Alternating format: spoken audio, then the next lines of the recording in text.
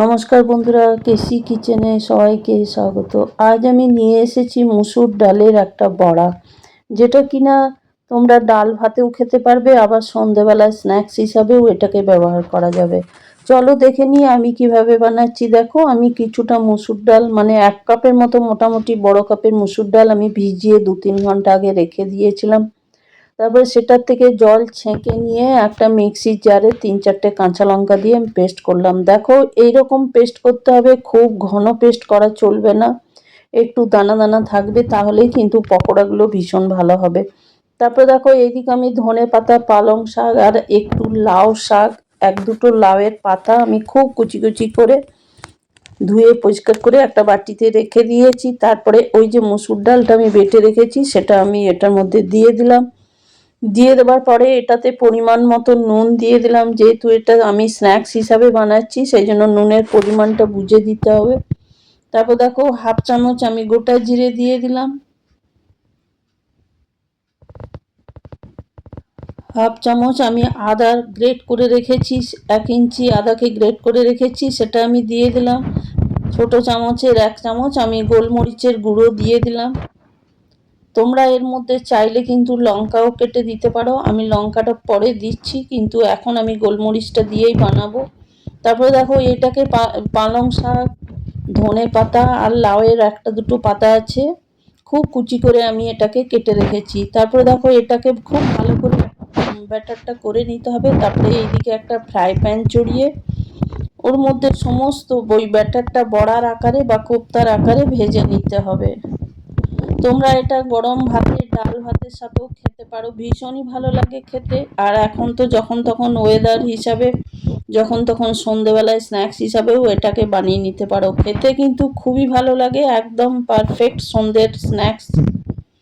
দেখো, সমস্ত আমি একটা ফ্রাই প্যানে বানাচ্ছি, সেই জন্য 4-5টা করে একসাথে আমি দিতে পারছি। তোমরাও চেষ্টা করো ফ্রাই প্যানে করতে, তাহলে খুব বেশি তেল এটাতে লাগবে না, আমি এটা কম তেল দিয়েই করব। তারপরে বলে দিই, আমার রেসিপি কেমন লাগলো লাইক, শেয়ার ও কমেন্ট করে অতি অবশ্যই জানিও, আর নতুন বন্ধুদের সাবস্ক্রাইব করার অনুরোধ রইল। দেখো, সমস্ত বড়াগুলো বা কোপ্তাগুলো আমার দেখো খুব সুন্দরভাবে নড়ে যাচ্ছে, মানে এটা খুব ভালো করে হয়ে গেছে তলাটা। এবার আমি আস্তে আস্তে উল্টে পাল্টে দেব।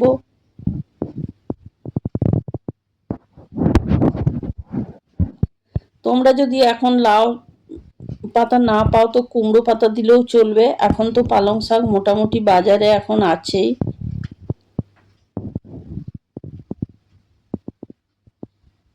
আমি এটা নিরামিষ বানাচ্ছি, এটা নিরামিষ দিনে খেতেও ডাল ভাতের সঙ্গে ভীষণই ভালো লাগে। তোমরা যদি চাও তো এর মধ্যে পেঁয়াজও কেটে দিতে পারো। দেখো, সবগুলো আমার হয়ে গেছে, আমি আস্তে আস্তে ধীরে ধীরে এগুলোকে উল্টে দিচ্ছি। দেখো, আমার তলাটা কি সুন্দর লাল হয়ে গেছে। আর এইটা কিন্তু লো টু মিডিয়াম আছে করে যেতে হবে, কেন কি এটা শাক আছে, পালং শাক বা লাউ শাক আছে, সেই জন্য এটা খুব লো টু মিডিয়াম আছে, আরামসে ধীরে ধীরে করতে হবে, না হলে উপরটা পুড়ে যাবে ডালটা, ভিতরের শাকগুলো কাঁচা থেকে যাবে। দেখো, সমস্ত বড়াগুলো আমি আস্তে আস্তে ভেজে নিলাম।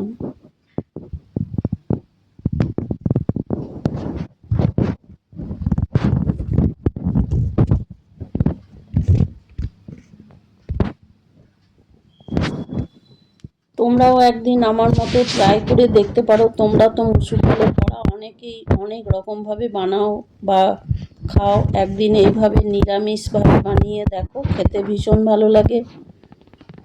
আর সন্ধেবেলায় তো আমরা মোটামুটি কিছু না কিছু বানিয়েই থাকি, তো এইভাবে একদিন যদি বানিয়ে নাও, দেখো খেতে খুবই ভালো লাগবে।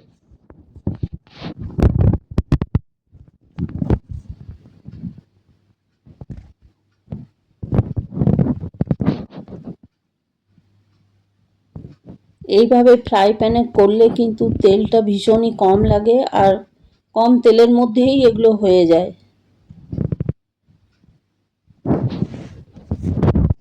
দেখো, সবগুলো আমার মোটামুটি ভাজা হয়ে গেছে, হয়ে যাওয়ার পরে দেখো আমি একটা একটা করে সবগুলো একটা প্লেটের মধ্যে উঠিয়ে নেব।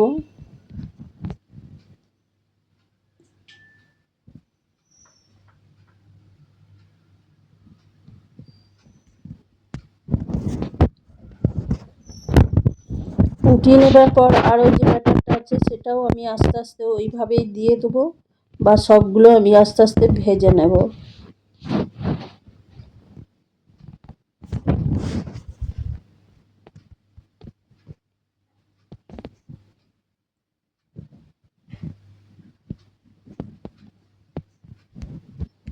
আমার সবগুলো ভাজা মোটামুটি হয়ে গেছে। হয়ে যাবার পরে দেখো আমি একটা প্লেটের মধ্যে উঠিয়ে সাজিয়ে দিয়েছি।